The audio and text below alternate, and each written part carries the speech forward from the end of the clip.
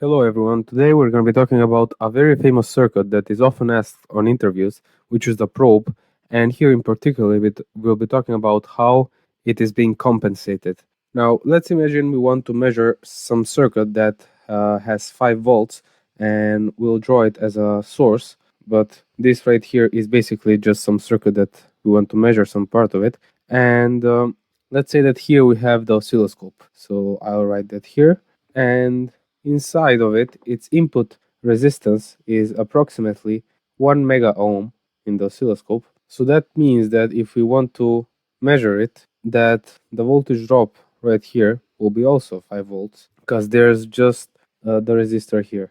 But if we wanted to measure it with a 10x passive probe, what would happen is that a voltage divider would be created, meaning that here another resistance of 9 mega ohms would be created, meaning that all the voltage drop doesn't go on the second resistor, but it gets divided in the two resistors. In particular, here we'll have a voltage drop of 0.5 volts now, and here 4.5 volts, right? And here we will close it, but what happens when we're measuring with a 10x passive probe is that this resistance right here of 9 mega ohms gets moved over here. So here we have 9 mega ohms. Now, the problem is that inside the oscilloscope, it has an inherent input capacitance, which will be in parallel with this input resistance, and we will call it C in.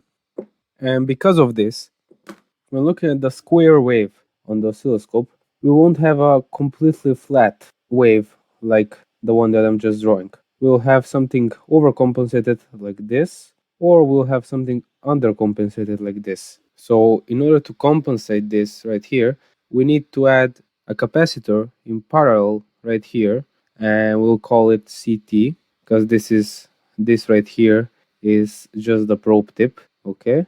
And what we want is that the time constant of the probe tip is equal to the time constant in the oscilloscope. So that means that 9 mega ohm multiplied by CT equals 1 mega ohm multiplied by C in.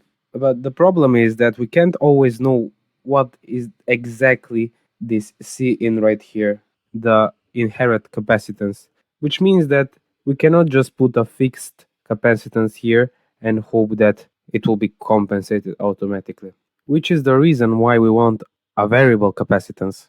And the first idea would obviously be to put a variable capacitance right here, but that wouldn't be always comfortable, which is the reason why we put a variable capacitance right here. We'll call it CP, because this is also sometimes called the compensation box.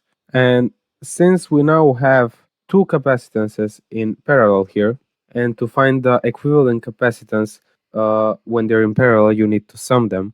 We have here as our new condition that 9 mega ohms CT is equal to 1 mega ohm multiplied by C in plus CP, since they're in parallel. So now when this condition gets satisfied, the probe will be compensated, which means that we will get a flat square wave like the one that I'm showing right now, and it won't be overcompensated like this, or it won't be undercompensated. So we are supposed to do this process before we start measuring anything in order to avoid any measurement errors. Now that's it for today's video.